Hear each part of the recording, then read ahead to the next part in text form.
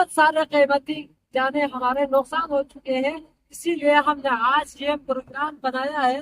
یہاں سے ناد علی چوک سے ہمارا جو ہے نا اسکرتو یادگار چوک تک ہمارا لامارش ہوگا انشاءاللہ۔ روڈ کی تعمیر ہماری زمینوں کو، قیمتی زمینیں متاثر۔ اعوذ باللہ من الشیطان اللعین الرجیم، بسم اللہ الرحمن الرحیم۔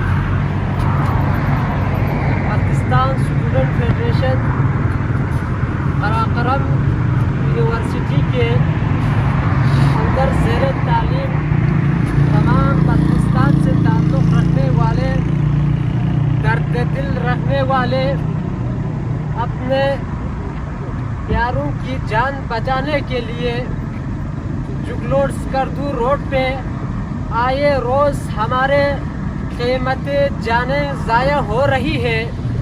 گزشتہ سالوں سے، گزشتہ دوران ہزاروں قیمتی جانیں ہو چکی ہے۔ اس کے بعد دیگر بہت سارے معاملات ہیں۔ دوران روڈ کی تعمیر ہماری زمینوں کو، قیمتی زمینیں متاثر ہوئے ہیں، پھلدار درخت نقصان ہوئے ہیں۔